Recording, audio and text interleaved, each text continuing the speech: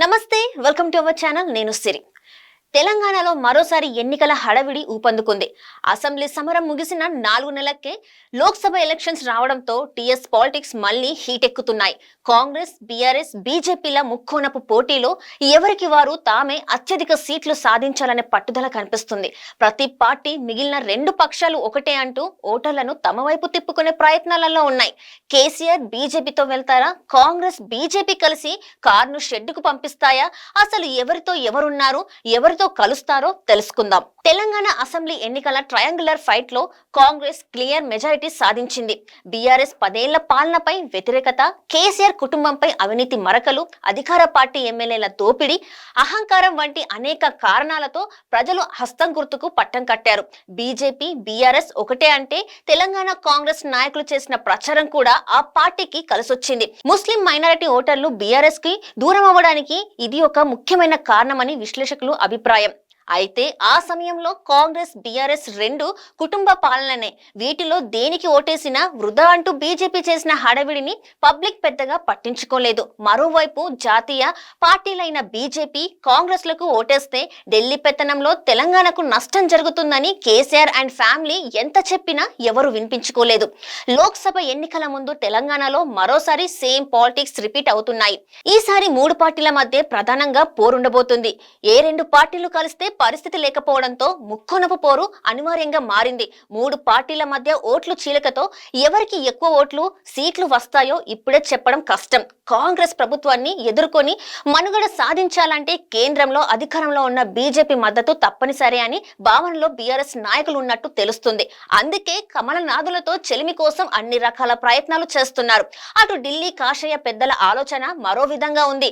కేసీఆర్ కారును షెడ్డుకు పంపి బీఆర్ఎస్ దుకాణం మూసేస్తే ఆ స్థానంలో బీజేపీ జెండా ఎగరవేయచ్చనేది కమలనాథుల ప్లాన్. అసెంబ్లీ ఎన్నికలకు 3 నెలల ముందు వరకు రాష్ట్రంలో బీఆర్ఎస్ తర్వాత బీజేపీ అనే పరిస్థితి ఉండేది. తెలంగాణలో కాంగ్రెస్ పనైపోయిందనే అనుకున్నారు అందరూ. అలాంటి సమయంలో అనూహ్యంగా బండి సంజయ్ ను రాష్ట్ర బీజేపీ అధ్యక్ష పదవి నుంచి తప్పించడం మొదలుకొని ఢిల్లీ లిక్కర్ స్కామ్ లో కవితపై ఎలాంటి చర్యలు తీసుకుపోవడం వరకు వరుసగా తప్పులు చేస్తూ వచ్చింది బీజేపీ హైకమాండ్. ఇదంతా పొరపాటు కాదని, అధిష్టానం మాస్టర్ ప్లాన్ లో భాగమే అని కొందరి వాదన.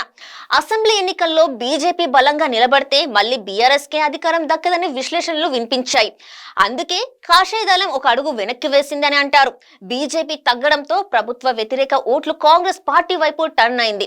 ఇదే బీఆర్ఎస్ సర్కార్ పతనానికి దారి తీసింది. కేసీఆర్ ను గద్దెదించడానికే అసెంబ్లీ ఎన్నికల ముందు బీజేపీ తన జోరు తగ్గించుకుందని చెప్పుకోవచ్చు. అలాంటప్పుడు లోక్సభ ఎన్నికల్లో బీఆర్ఎస్ తో బీజేపీ పొత్తు పెట్టుకోదు.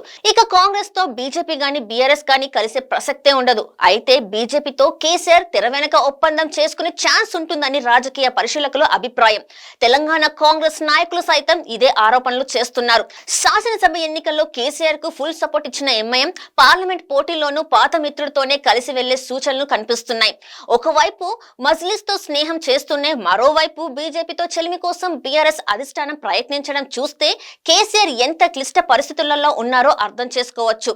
రాష్ట్రంలో అత్యధిక ఎంపీ స్థానాలు గెలుచుకోవడం ద్వారా హైకమాండ్ దగ్గర తన పరపతి మరింతగా పెంచుకోవాలని భావిస్తున్నారు తెలంగాణ సీఎం రేవంత్ రెడ్డి.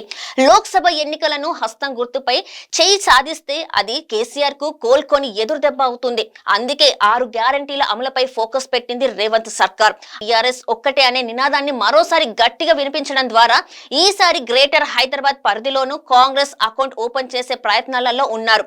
అయితే కేసీఆర్ ఫ్యామిలీపై ఫుల్ ఫోర్స్ తో అటాక్ చేయడానికి కాంగ్రెస్ అధిష్టానం నుంచి రేవంత్ కు అనుమతి రాలేదని సమాచారం. కేంద్రంలో మోదీ సర్కార్ ను గద్దె దించడానికి బీజేపీ వ్యతిరేక పార్టీలతో కలిసి ఇండియా కూటమి ఏర్పాటు చేసింది కాంగ్రెస్ హైకమాండ్. వచ్చే ఎన్నికల్లో బీజేపీకి ఫుల్ మెజారిటీ రాకపోతే ఏ కూటమిలోనూ లేని బీఆర్ఎస్ వంటి పార్టీలు కీలకమవుతాయి. అందుకే కేసీఆర్ కుటుంబం అవినీతిపై తెలంగాణ కాంగ్రెస్ నాయకులు ఆరోపణలకే పరిమితం అవుతున్నారు. కానీ ఇంకా యాక్షన్ స్టార్ట్ చేయలేదు. మోదీ 3వ సారి హ్యాట్రిక్ కొడితే బీజేపీతో పాటు కాంగ్రెస్ పార్టీకి బీఆర్ఎస్ తో అవసరం ఉండదు.